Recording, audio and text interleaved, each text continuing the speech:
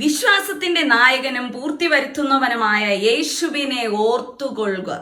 വിശ്വാസത്തിന്റെ നായകനും പൂർത്തി വരുത്തുന്നവനുമായ യേശുവിനെ നോക്കുക എന്ന് അപ്പോസ്തലനായ പൗലോസ് എബ്രായരോട് പറയുന്നു.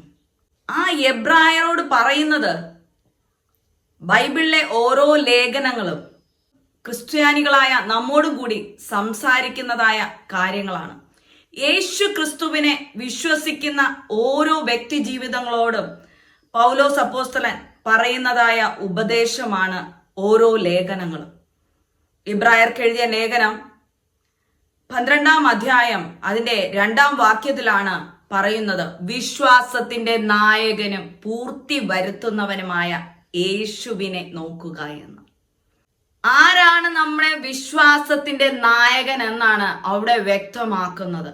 യേശുവാണ് നമ്മുടെ വിശ്വാസത്തിന്റെ നായകൻ. അത് മാത്രവുമല്ല, എബ്രായർക്ക് എഴുതിയ ലേഖനം 11-ാം അധ്യായത്തിൽ ഇപ്രകാരം പറയുന്നു. 1-ാം വാക്യത്തിൽ നമുക്ക് കാണാൻ സാധിക്കും, വിശ്വാസം എന്നതോ ആശിക്കുന്നതിന്റെ ഉറപ്പും കാണാത്ത കാര്യങ്ങളുടെ നിശ്ചയവുമാകുന്നു എന്ന്. കാണാത്ത കാര്യങ്ങളുടെ നിശ്ചയം, അതായത് ഉറപ്പാണ് വിശ്വാസം എന്നത്. നമ്മളിലുള്ള വിശ്വാസത്തെ വർദ്ധിപ്പിച്ചു തരുന്നത് ആരാണ്? യേശു ക്രിസ്തുവാണ്. യേശു ക്രിസ്തുവാണ് വിശ്വാസത്തിന്റെ പൂർണ്ണതയുള്ള വ്യക്തി. ആ യേശു കർത്താവാണ് നമ്മളിലുള്ള വിശ്വാസത്തെ വർദ്ധിപ്പിച്ചു തരുന്നത്. എങ്ങനെയാണ് നമ്മളിലുള്ള വിശ്വാസത്തെ യേശു കർത്താവ് വർദ്ധിപ്പിക്കുന്നത്? നമുക്ക് അർഹതയില്ലാത്ത പല നന്മകളും നാം ദൈവത്തോട് ചോദിച്ചപ്പോൾ ദൈവം നമുക്ക് ചെയ്ത് നൽകിയതിലൂടെയാണ് നമുക്ക് വിശ്വാസം വർദ്ധിപ്പിച്ചു തരുന്നത്. അതിലൂടെ നമുക്ക് വിശ്വാസം കടന്നു വരികയാണ് ചെയ്യുന്നത്. ഫെയ്ത്ത് എന്നും ബിലീവ് എന്നും നമുക്ക് ഇംഗ്ലീഷിൽ മനസ്സിലാക്കുവാൻ സാധിക്കും. വിശ്വാസത്തെക്കുറിച്ച് ഫെയ്ത്ത് അതും വിശ്വാസമാണ്, ബിലീവ് എന്നതും വിശ്വാസമാണ്. എന്നാൽ ഫെയ്ത്ത് എന്നത് നാം വിശ്വസിക്കുന്നത്, ദൈവത്തിൽ വിശ്വസിക്കുന്നത്. എന്നാൽ ബിലീവ് എന്നത് നമുക്ക് ഉറപ്പായിട്ടും ലഭിക്കുമെന്ന് നാം വിശ്വസിക്കുന്നത്, ഉറപ്പായിട്ടും ലഭിക്കുമെന്ന് വിശ്വസിക്കുന്നത്. നാം ദൈവത്തോട് ഏതൊരു കാര്യവും ആവശ്യപ്പെടുമ്പോൾ, ദൈവത്തോട് പ്രാർത്ഥിക്കുമ്പോൾ അത് നമുക്ക് ലഭിച്ചു എന്ന് നാം വിശ്വസിക്കണം. നാം ബിലീവ് ചെയ്യണം. നാം ബിലീവ് ചെയ്താൽ മാത്രമേ നമ്മുടെ ജീവിതത്തിൽ ആ കാര്യം നടക്കുകയുള്ളൂ. സംശയത്തോടുകൂടി നാം ദൈവത്തോട് പ്രാർത്ഥിക്കുകയാണെങ്കിൽ ഒരു കാരണവശാലും നാം പ്രാർത്ഥിക്കുന്ന വിഷയത്തിന് ഉത്തരം ലഭിക്കുകയില്ല. നാം പ്രാർത്ഥിക്കുമ്പോൾ പ്രാർത്ഥിക്കുന്നത് നമുക്ക് ലഭിക്കും. നാം ഒരു കാര്യം ചെയ്യാൻ പോകുമ്പോൾ അത് എനിക്ക് സാധിച്ചു തരും എൻ്റെ ദൈവം എന്നുള്ള ഒരു ഉറപ്പ് നമ്മുടെ ജീവിതത്തിൽ കടന്നു വരണം. അതാണ് ബിലീവ്.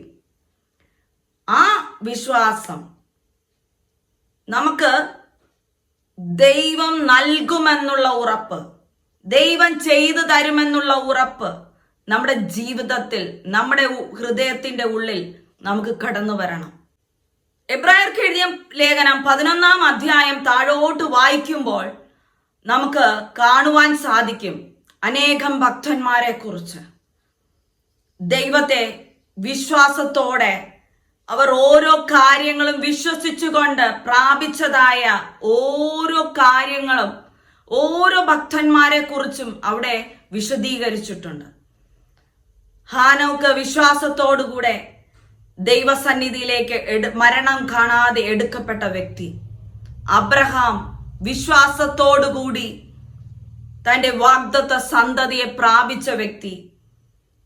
വിശ്വാസത്തോടുകൂടി തന്റെ മകനെ യാഗം കഴിപ്പിക്കുവാൻ കൊണ്ടുപോയപ്പോൾ ദൈവം തന്റെ മകനെ തനിക്ക് നൽകിയെന്നും അവനെക്കുറിച്ച് വലിയ വാഗ്ദത്തങ്ങൾ എന്നോട് ദൈവം പറഞ്ഞിട്ടുണ്ട്, അതുകൊണ്ട് ദൈവം ഒരിക്കലും അവന്റെ മേൽ കത്തിവെക്കുവാൻ എന്നെ അനുവദിക്കുകയില്ല എന്നുള്ള ആ ഉറപ്പുള്ള വിശ്വാസം, ഉള്ളതായി നമുക്ക് അവിടെ കാണുവാൻ സാധിക്കും. അബ്രഹാമിനെ കുറിച്ച് നാം പഠിക്കുമ്പോൾ അബ്രഹാമിനോട് മകൻ ചോദിക്കുന്നു, അപ്പാ കത്തിയുണ്ട്, വിറകുണ്ട്, തീയുണ്ട്, യാഗമൃഗം എവിടെയെന്ന്, യാഗമൃഗം എവിടെയെന്ന്. അപ്പോൾ ദൈവത്തിലുള്ള വിശ്വാസത്തിന്റെ ഉറപ്പ് മുഖാന്തരം അബ്രഹാം മകനോട് പറഞ്ഞു, ദൈവം കരുതിക്കൊള്ളും മകനെ എന്ന്. ദൈവം പരീക്ഷിക്കുവാനായിട്ട് അബ്രഹാമിനെ ശ്രമിച്ചപ്പോഴും അബ്രഹാം ആ പരീക്ഷയിൽ തോറ്റുപോയില്ല. ദൈവം ആവശ്യപ്പെട്ടത് ചെയ്തു കൊടുക്കുവാനായി തീരുമാനിച്ചു. ദൈവം തന്നോട് പറഞ്ഞത് ചെയ്യുവാനായി തീരുമാനിച്ചു. പക്ഷേ അതിനേക്കാൾ ഉറച്ച വിശ്വാസം അബ്രഹാമിനുണ്ടായിരുന്നു. തനിക്ക് മണൽത്തരികളെ പോലെ സന്തതികളെ തരുമെന്നുള്ള വാഗ്ദത്തം. ഈ ഇസ്ഹാക്ക് നഷ്ടപ്പെടുകയാണെങ്കിൽ ഇനി എങ്ങനെയാണ് ആ വാഗ്ദത്തം നിറവേറുന്നത്? അതുകൊണ്ട് ഇസ്ഹാക്കിനെ ഒരിക്കലും ദൈവം യാഗത്തിന് ഏൽപ്പിക്കാതെ ദൈവം തക്ക സമയത്ത് അവിടെ ഒരു യാഗമൃഗത്തെ കരുതുമെന്നുള്ള ഉറപ്പ് അബ്രഹാമിനുണ്ടായിരുന്നു. വാർദ്ധക്യത്തിലും തൻ്റെ പതിവ് നിന്നുപോയിരുന്നു. അതായത് ആർത്തവം നിന്നുപോയിരുന്ന സമയത്താണ് സാറയെ നോക്കി ദൈവദൂതന്മാർ പറയുന്നത്, അടുത്ത വർഷം ഞങ്ങൾ ഈ സമയത്ത് നിന്റെ കയ്യിൽ ഒരു ആൺ പ്രജയെ കാണുമെന്നും ആൺ കുഞ്ഞിനെ കാണുമെന്നുമൊക്കെ വാഗ്ദത്തം പറയുന്നത്. സയൻസിന് ഒരിക്കലും നടക്കാത്ത കാര്യം, മാനുഷികമായി ഒരിക്കലും വിശ്വസിക്കുവാൻ കഴിയാത്ത കാര്യം. തൻ്റെ ആർത്തവം നിന്നുപോയിട്ട് തനിക്ക് എങ്ങനെയാണ് ഒരു പൈതലിനെ ലഭിക്കുന്നത് എന്ന് തൻ്റെ മാനുഷികമായി തനിക്ക് ചിന്തിക്കുവാൻ സാധിക്കും. പക്ഷേ സാറയ്ക്കും അബ്രഹാമിനെ പോലെ വിശ്വാസമുണ്ടായിരുന്നു. അബ്രഹാമിനോടൊപ്പം ജീവിച്ച് അബ്രഹാമിന്റെ വിശ്വാസത്തെ കണ്ട് മുന്നോട്ട് പോയതായ സാറയ്ക്കും തൻ്റെ ഹസ്ബൻഡ് ആയിരിക്കുന്ന അബ്രഹാമിന് ദൈവത്തോടുള്ളതായ അതേ വിശ്വാസം സാറയ്ക്കും ഉണ്ടായിരുന്നു. ഒരു പഴഞ്ചൊല്ലുണ്ട്, മുല്ലപ്പൂമ്പൊടി ഏറ്റുകിടക്കും കല്ലിനുമുണ്ടാം സൗരഭ്യം. അതുപോലെ തന്നെയാണ് ആ ഭർത്താവിന്റെ കൂടെ ജീവിച്ചപ്പോൾ ഭർത്താവ് ഓരോ കാര്യങ്ങളും വിശ്വാസത്തോടുകൂടി പ്രാപിച്ചെടുക്കുന്നത്, വിശ്വാസത്തോടുകൂടി ഉറപ്പോടെ പ്രാപിച്ചെടുക്കുന്നത് കണ്ടു മനസ്സിലാക്കിയ സ്ത്രീയാണ് ആ സാറ എന്ന മാതാവ്. ആ സാറ ഒരിക്കലും നടക്കില്ലാത്ത ആ പ്രായത്തിൽ സാറ വിശ്വാസത്തോടുകൂടി ആ വാക്കുകളെ ഏറ്റെടുക്കുകയും വിശ്വാസത്തോടുകൂടി തൻ്റെ ഉദരത്തിൽ ഇസഹാക്കിനെ പ്രാപിക്കുകയും ചെയ്തു.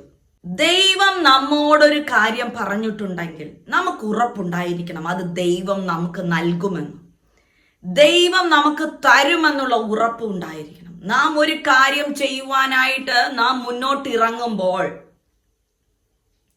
ആ കാര്യം ദൈവം എനിക്ക് ചെയ്തു തരുമെന്നുള്ള ഉറപ്പ് നമ്മുടെ ജീവിതത്തിൽ ഉണ്ടാകണം. ബിലീവ് നമ്മുടെ ജീവിതത്തിൽ ഉണ്ടാകണം. നമുക്ക് ലഭിക്കുമെന്നുള്ള ഉറപ്പ്, വിശ്വാസത്തോടു കൂടി വേണം നാം ഒരു പ്രവൃത്തി ചെയ്യുവാനായി ഇറങ്ങുവാൻ. നാം ഒരു കാര്യത്തിനായി ഇറങ്ങിയാൽ ദൈവം ഇത് എനിക്ക് സക്സസ് ആക്കി തരുമെന്നുള്ള ആ ഉറപ്പ് നമ്മുടെ ജീവിതത്തിൽ ഉണ്ടായിരിക്കണം. നമുക്ക് രക്തസ്രാവക്കാരിയായ സ്ത്രീയെ നമുക്ക് നോക്കാം. അവൾ പല വൈദ്യന്മാരെയും കണ്ടു, പല വൈദ്യന്മാരെയും കണ്ടു. സകലതും നഷ്ടപ്പെട്ടു. തൻ്റെ സമ്പത്ത് നഷ്ടപ്പെട്ടു, തൻ്റെ ഭർത്താവിനെ നഷ്ടപ്പെട്ടു, തൻ്റെ ഭവനത്തെ നഷ്ടപ്പെട്ടു, തൻ്റെ മക്കളെ നഷ്ടപ്പെട്ടു, ചാർച്ചക്കാരെ നഷ്ടപ്പെട്ടു, സുഹൃത്തുക്കളെ നഷ്ടപ്പെട്ടു, സകലതും നഷ്ടപ്പെട്ടു. അവൾ ഒറ്റയ്ക്ക് ജീവിക്കുകയാണ്. എല്ലാവരും നിന്ദിച്ച് പരിഹസിച്ച് ഇനി ഒരിക്കലും രക്ഷയില്ല. പണ്ടത്തെ കാലത്ത് രക്തസ്രാവം എന്ന് പറയുന്നതാണ് ബ്ലീഡിംഗ് രോഗം. ബ്ലീഡിംഗ് ഒരു ക്യാൻസറിന്റെ ഒരു സിംറ്റമാണ്. ബ്ലീഡിംഗാൽ ഭാരപ്പെട്ട സ്ത്രീയാണ്. യേശു കർത്താവ് വലിയ അത്ഭുതങ്ങൾ ചെയ്യുന്ന വ്യക്തിയാണെന്നും യേശു കർത്താവിനാൽ അത്ഭുതങ്ങൾ നടക്കുമെന്നും യേശു കർത്താവ് രോഗികളെ സൗഖ്യമാക്കിയെന്നും യേശു കർത്താവ് കുരുടനെ സൗഖ്യമാക്കിയെന്നും യേശു കർത്താവ് മുടന്തനെ സൗഖ്യമാക്കി എന്നൊക്കെ വാർത്ത ഈ സ്ത്രീയും ഒറ്റയ്ക്കായിരുന്നപ്പോഴും പലരും പിറുപിറുക്കുന്നത്, പലരും സംസാരിക്കുന്നത് ഇവൾ കേട്ടിരുന്നു.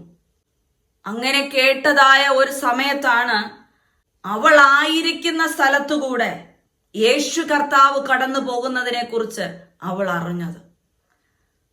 അന്നേരം അവളുടെ ഉള്ളിൽ അവൾ വിശ്വാസത്തോടുകൂടി ഉറപ്പിച്ചു, മറ്റാരിലും എനിക്ക് രക്ഷയില്ല, മറ്റാർക്കും എനിക്ക് വിടുതൽ തരാൻ സാധിച്ചില്ല, എൻ്റെ ഈ രോഗത്തിൽ നിന്നൊരു മോചനം ആർക്കും തരാൻ സാധിച്ചില്ല. പണ്ട് കാലത്ത് ബ്ലീഡിംഗ് രോഗം ഉണ്ടായിക്കഴിഞ്ഞാൽ അതിന് ചികിത്സയില്ല, അതിന് പരിഹാരമില്ല, അതിന് മരുന്നൊന്നും കണ്ടുപിടിച്ചിട്ടില്ല. അവൾക്ക് എഴുന്നേറ്റ് നിൽക്കുവാൻ കഴിയാത്ത അവസ്ഥയിലായിരുന്നു. അവൾ തറയിലൂടെ ഇഴഞ്ഞു പോയാണ്. തനിക്ക് എഴുന്നേറ്റ് നിൽക്കാൻ സാധിക്കുകയില്ല, ബ്ലീഡിംഗ് കാരണം എഴുന്നേറ്റ് നിൽക്കുവാൻ സാധിക്കുകയില്ല. ഞാനും എൻ്റെ 21 വയസ്സുവരെ ബ്ലീഡിംഗ് എന്തെന്ന് മനസ്സിലാക്കിയ ഒരു വ്യക്തിയാണ്. എൻ്റെ ജീവിതത്തിൽ എനിക്ക് മെൻസുറേഷൻ കടന്നു വന്ന സമയത്ത് 14 ദിവസം 21 ദിവസം ഇങ്ങനെയൊക്കെയാണ് ഞാൻ ആയിരിക്കുന്നത്. അന്ന് എനിക്ക് നൂന്ന് നിൽക്കാൻ കഴിയത്തില്ല. സിവിയർ ബ്ലീഡിംഗ് ആയിരിക്കും. സിവിയർ എന്ന് പറഞ്ഞാൽ സിവിയർ ബ്ലീഡിംഗ് ആയിരിക്കും. അത്രമാത്രം ഞാൻ വളരെയധികം ഭാരപ്പെട്ടിരുന്ന വ്യക്തിയാണ്. അതുകൊണ്ട് ബ്ലീഡിംഗ് രോഗിയുടെ അവസ്ഥ എന്താണെന്ന് എനിക്ക് നല്ല വ്യക്തമായ ഒരു കാര്യമാണ്. എനിക്ക് നൂന്ന് നിൽക്കാൻ പറ്റത്തില്ല. ഞാൻ പുഴു പിടയ്ക്കും പോലെ പിടയ്ക്കും. എൻ്റെ ശരീരം ആസഹനം വേദന കൊണ്ട് ഞാൻ പൊളയാറുണ്ട്. എനിക്ക് ഭക്ഷണം കഴിക്കാൻ കഴിയത്തില്ല. എൻ്റെ അമ്മ നിർബന്ധിക്കും, നീ കഴിക്ക് ഇല്ലെങ്കിൽ നിനക്ക് പിടിച്ചു നിൽക്കാൻ പറ്റത്തില്ല എന്ന്. പക്ഷെ എനിക്ക് കഴിക്കാൻ കഴിയത്തില്ല. ഞാൻ പുഴു പിടയ്ക്കും പോലെ പിടച്ച് ഇങ്ങനെ ചുരുണ്ട് ഇരിക്കുമായിരുന്നു. സഹിക്കാൻ വയ്യാത്ത വേദനയും സഹിക്കാൻ വയ്യാത്ത ബ്ലീഡിങ്ങുമായിരുന്നു. അങ്ങനെ അനേകം ഞാനും അലോപ്പതി, അതായത് ഇംഗ്ലീഷ് മെഡിസിൻ അലോപ്പതിയിൽ കാണിച്ചിട്ടുണ്ട്, ഹോമിയോയിൽ കാണിച്ചിട്ടുണ്ട്, ആയുർവേദത്തിലൊക്കെ കാണിച്ചിട്ടുണ്ട്. അവിടെയൊന്നും എനിക്കതിൽ നിന്ന് ഒരു ശാന്തിയോ ഒന്നും കിട്ടിയില്ല. എൻ്റെ 10 വയസ്സ് തൊട്ട് ഞാൻ 21 വയസ്സുവരെ, അതായത് 21, 22 വയസ്സുവരെ ഞാൻ അത് അനുഭവിച്ച വ്യക്തിയാണ്. ഞാൻ വളരെയധികം ഭാരത്തോടെ ദൈവത്തോട് കരയുമായിരുന്നു. ദൈവത്തെ അറിഞ്ഞതിനു ശേഷം, ദൈവമേ ഈ ബ്ലീഡിങ് എൻ്റെ ജീവിതത്തിൽ നിന്ന് മാറ്റിത്താന്നു. പിന്നെ അത് ക്രമേണ കൊണ്ട് കുറഞ്ഞ് 10 ദിവസം, എന്നാലും സിവിയർ ആയിട്ട് ബ്ലീഡിങ് ആയിരിക്കും. ആ 10 ദിവസവും സിവിയർ ബ്ലീഡിങ് ആയിരിക്കും. സഹിക്കാൻ കഴിയത്തില്ല, നൂന്ന് നിൽക്കാൻ കഴിയത്തില്ല. അത് പിന്നെയും കുറഞ്ഞ് സാധാരണ എല്ലാവർക്കും ഉള്ള പോലെ 7 ദിവസമായി. എന്നാലും ബ്ലീഡിങ് സഹിക്കാൻ പറ്റത്തില്ല, വേദന സഹിക്കാൻ പറ്റത്തില്ല. അങ്ങനെ ഞാൻ പൊളഞ്ഞൊരു വ്യക്തിയാണ്. എൻ്റെ മോൻ്റെ ഡെലിവറിയോടുകൂടിയാണ് അതിൽ നിന്ന് എനിക്കൊരു മാറ്റം ദൈവം തന്നത്. മോൻ്റെ ഡെലിവറി കഴിഞ്ഞതിന് ശേഷം എനിക്ക് അങ്ങനെയുള്ള ബ്ലീഡിങ് ഉണ്ടായിട്ടുമില്ല. അത്രയുള്ള ശാരീരികമായുള്ള പ്രയാസവും ദൈവം എന്നിൽ നിന്ന് എടുത്തു മാറ്റി. സാധാരണ എല്ലാവർക്കും ഉള്ളതുപോലെ 1 ദിവസമോ 2 ദിവസമോ ഉള്ള പ്രയാസങ്ങൾ മാത്രമേ.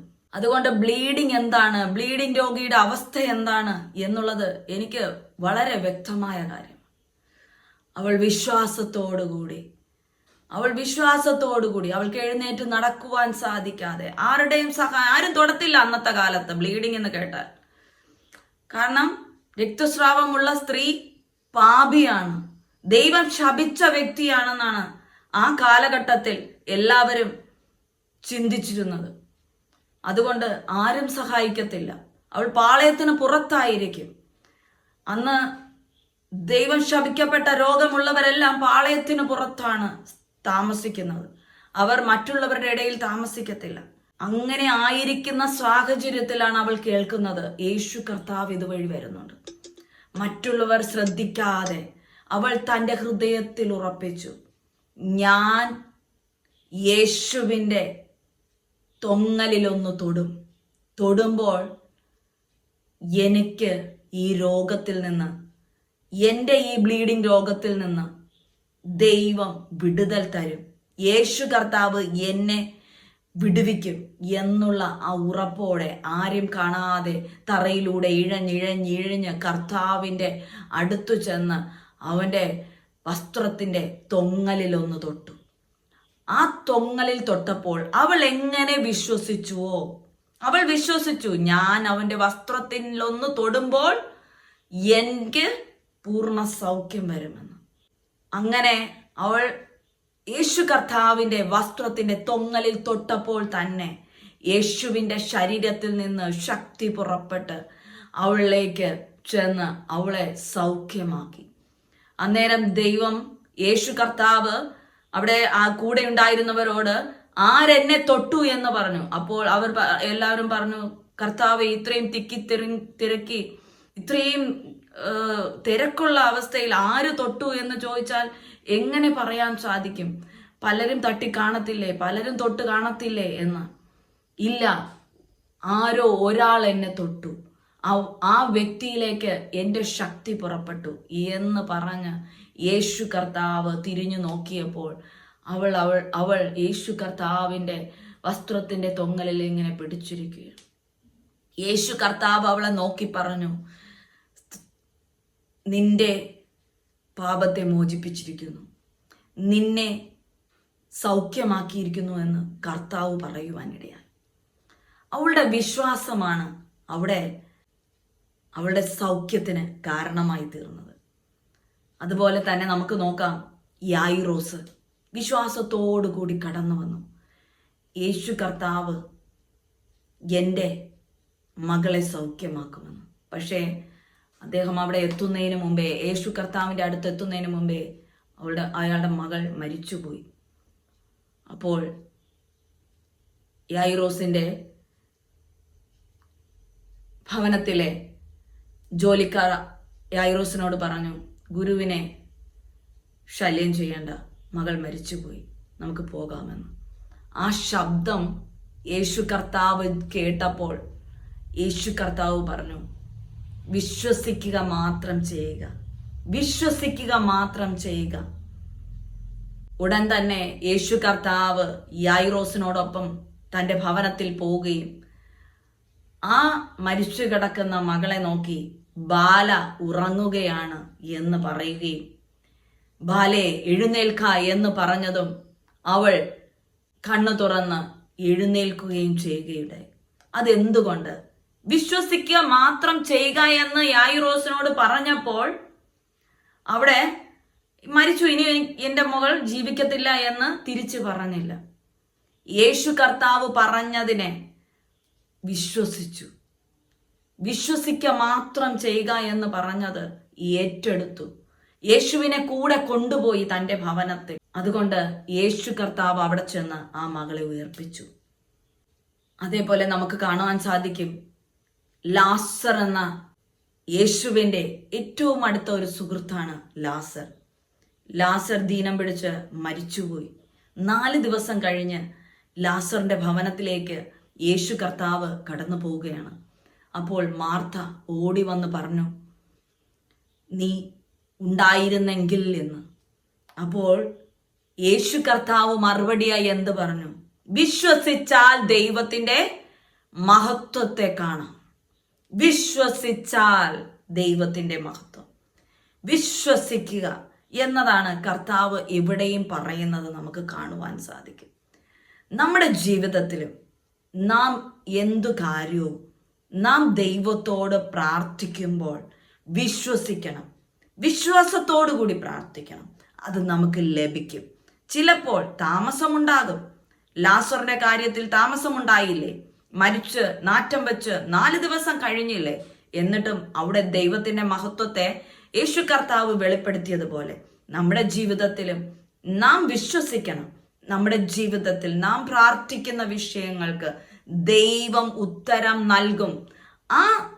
ഇത് താമസിക്കുന്നുവെങ്കിൽ ദൈവത്തിന്റെ മഹത്വത്തിനായിട്ടാണെന്ന് നാം വിശ്വസിക്കണം. നമ്മുടെ ജീവിതത്തിൽ ചില വിഷയങ്ങൾ താമസിച്ചേ സംഭവിക്കുകയുള്ളൂ.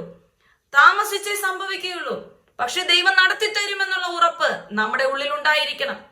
ദൈവം നമുക്ക് ചെയ്തു തരുമെന്നുള്ള ആ ഉറച്ച വിശ്വാസം നമ്മുടെ ജീവിതത്തിൽ ഉണ്ടായിരിക്കണം.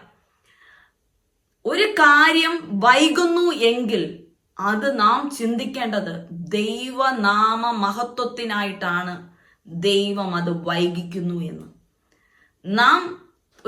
നാം ചില വിഷയങ്ങൾ അത് പെട്ടെന്ന് നടക്കുമ്പോൾ അത് വലിയ അത്ഭുതമായി മാറുകയില്ല.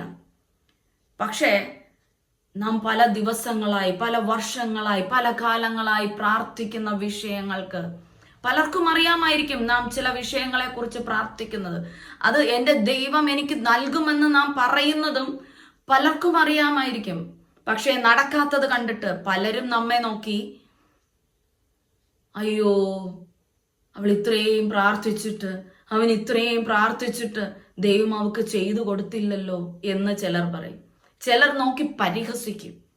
എന്നാൽ ഈ നമ്മെ നോക്കി സഹതാപത്തോടെ പറയുന്നവരുടെ മുമ്പേ, നമ്മെ നോക്കി നിന്ദിക്കുന്നവരെയും പരിഹസിക്കുന്നവരുടെ മുമ്പേ ദൈവത്തിൻ്റെ നാമമഹത്വത്തിനായിട്ടാണ് നാം പ്രാർത്ഥിക്കുന്ന ചില പ്രാർത്ഥനകൾക്ക്, ചില വിഷയങ്ങൾക്ക് ദൈവം ഉത്തരം വൈകിക്കുന്നത്.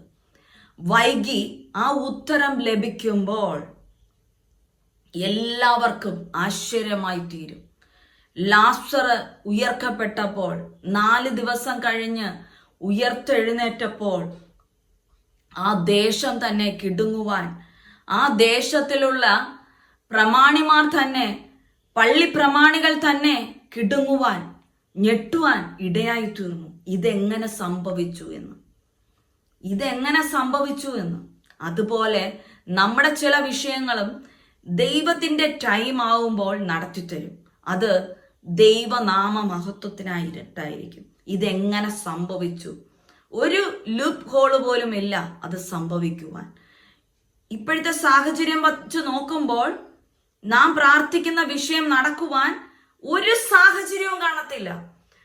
ഈ സൂചി 4 ഇട എന്ന് പറയത്തില്ലേ, അതുപോലും കാണത്തില്ല. മറ്റുള്ളവരുടെ കാഴ്ചപ്പാടിലായാലും നമ്മുടെ കാഴ്ചപ്പാടിലായാലും ഒരു ചാൻസും, ഒരു ആ ചെറിയ ആ സൂചിയുടെ ദൂരത്തിന്റെ പോലും ചാൻസ് ഉണ്ടാകത്തില്ല നടക്കുവാൻ. പക്ഷെ നാം വിശ്വസിക്കണം, എൻ്റെ കർത്താവ് എനിക്കായിട്ട് ചെയ്തു തരും എന്നുള്ള ആ ഉറപ്പ് നമ്മുടെ ജീവിതത്തിൽ ഉണ്ടായിരിക്കണം. അങ്ങനെ നാം ഉറച്ചു വിശ്വസിക്കുകയാണെങ്കിൽ നമ്മുടെ ജീവിതത്തിൽ ദൈവത്തിന്റെ മഹത്വത്തിനായി, ദൈവനാമ മഹത്വത്തിനായി ദൈവം നമുക്ക് നമ്മുടെ ആ പ്രാർത്ഥനാ വിഷയത്തിന് ഉത്തരം നൽകും. അന്ന് അത് എല്ലാവർക്കും ആശ്ചര്യമായി തീരും. അതുകൊണ്ട് വിശ്വസിക്കണം, നാം ബിലീവ് ചെയ്യണം. ഫെയ്ത്ത് എന്നത് നമുക്ക് ക്രിസ്തുവിലുള്ള വിശ്വാസമാണ്. ക്രിസ്തുവിനോടുള്ള വിശ്വാസം, നമ്മുടെ ദൈവത്തിലുള്ള വിശ്വാസം. പക്ഷേ ബിലീവ് എന്നാൽ നമുക്കൊരു കാര്യം ലഭിക്കുമെന്നുള്ള വിശ്വാസം. നാം പ്രാർത്ഥിക്കുന്നത് നമുക്ക് ലഭിക്കുമെന്നുള്ള വിശ്വാസം. നാം ചെയ്യാൻ പോകുന്ന കാര്യം നമുക്ക് നടക്കുമെന്നുള്ള വിശ്വാസം. നാം ഒരു കാര്യത്തിനായിട്ട് ഇറങ്ങിയാൽ അത് സക്സസ് ആകുമെന്നുള്ള വിശ്വാസം. ആ വിശ്വാസം നമ്മുടെ ജീവിതത്തിൽ വേണം. ക്രിസ്തുവിനാൽ സകലതും കഴിയും. ക്രിസ്തു നമ്മുടെ കൂടെയുള്ളപ്പോൾ നമുക്ക് സകലതും സാധിക്കും. ദൈവം നമ്മുടെ കൂടെ ഇരുന്ന് നമ്മുടെ ആവശ്യങ്ങൾ നടത്തിത്തരുമെന്നുള്ള ആ ഉറച്ച വിശ്വാസം നമ്മുടെ ജീവിതത്തിൽ ഉണ്ടായിരിക്കണം. എന്നാൽ മാത്രമേ നമ്മുടെ ജീവിതത്തിൽ അനുഗ്രഹവും നന്മകളും സക്സസിലേക്ക് എത്തുവാനും സാധിക്കുകയുള്ളൂ. മറ്റുള്ളവർ നോക്കുമ്പോൾ ഇന്ന് ഒരു ചാൻസും ഇല്ലാത്ത അവസ്ഥയിലൂടെ പോകുന്നതായിരിക്കും. പക്ഷേ ഒരിക്കലും ആ വിശ്വാസത്തെ കൈവിടരുത്. ദൈവം നമുക്ക് ചെയ്തു തരുമെന്നുള്ള ആ വിശ്വാസത്തെ കൈവിടരുത്. ആ വിശ്വാസത്തോടുകൂടി തന്നെ, ആ വിശ്വാസത്തിലുള്ള ഉറപ്പോടുകൂടി തന്നെ നാം മുന്നോട്ട് പോയാൽ നമ്മുടെ ജീവിതത്തിൽ നാം ചെയ്യുന്ന സകല കാര്യവും, നാം പ്രാർത്ഥിക്കുന്ന സകല കാര്യവും നമുക്ക് ലഭിക്കുവാൻ തക്കവണ്ണം ഇടയായിത്തീരും. നമ്മളിലുള്ള ആ ഉറച്ച വിശ്വാസം ദൈവം കണ്ടിട്ട്, അബ്രഹാമിന്റെ മേൽ ഞാൻ പറഞ്ഞല്ലോ, ബാലന്റെ മേൽ കൈ വയ്ക്കരുത് എന്ന് കർത്താവ് പറയുവാൻ തക്കവണ്ണം ആ അബ്രഹാമിന് ദൈവത്തോടുള്ള ആ വിശ്വാസത്തെ കണ്ടിട്ടാണ് ദൈവം അവിടെ ഒരാട്ടുകൊറ്റനെ യാഗത്തിനായി കൊടുക്കുകയും തൻ്റെ മകനെ യാഗപീഠത്തിൽ നിന്ന് മാറ്റുവാനും ഇടയാക്കിയത്. അതുപോലെ നമ്മുടെ ജീവിതത്തിലും ദൈവം നമ്മുടെ വിശ്വാസത്തിന്റെ അളവ് എത്രയുണ്ടെന്ന് നമ്മെ പരീക്ഷിക്കും. ദൈവം പരീക്ഷിക്കും നമ്മുടെ വിശ്വാസത്തിന്റെ അളവ് എത്രത്തോളം ഉണ്ടെന്ന്. യോബിനെ പിശാചിനെ പരീക്ഷിക്കുവാൻ കൊടുത്തതുപോലെ നമുക്ക് താങ്ങാൻ കഴിയുന്ന അളവിലുള്ള പരീക്ഷകൾ, നമുക്ക് സഹിക്കാൻ കഴിയുന്നത് മാത്രമേ ദൈവം നമുക്ക് തരികയുള്ളൂ. പിശാചിന് വിട്ടുകൊടുക്കുകയുള്ളൂ നമ്മെ പരീക്ഷിക്കുവാൻ. നമുക്ക് താങ്ങാൻ കഴിയാത്തത് ദൈവം നമ്മുടെ മേൽ വയ്ക്കത്തില്ല. നാം ആ പരീക്ഷകൾ ജയിച്ച് നമ്മുടെ വിശ്വാസത്തിന്റെ അളവ് നാം വർദ്ധിപ്പിച്ചുകൊണ്ടേയിരിക്കണം. ദൈവം എനിക്ക് തരും, ദൈവം എനിക്ക് തരും, ദൈവം അത് ചെയ്തു തരും. ദൈവം അത് താമസമെങ്കിൽ വലിയ അനുഗ്രഹമാണ് ആ വിഷയത്തിൽ ദൈവം വച്ചിരിക്കുന്നത് എന്നുള്ള ഉറപ്പ് നമ്മുടെ ജീവിതത്തിൽ കടന്നു വരണം. അങ്ങനെ വിശ്വാസത്തെ വർദ്ധിപ്പിച്ച് വിശ്വാസത്തിൽ ഉറപ്പുള്ളവരായി നിങ്ങൾ ഏവരും വർദ്ധിച്ചു വരട്ടെ എന്ന് ദൈവസന്നിധിയിൽ ഞാൻ പ്രാർത്ഥനയോടെ ആയിരിക്കുന്നു. ആമേൻ.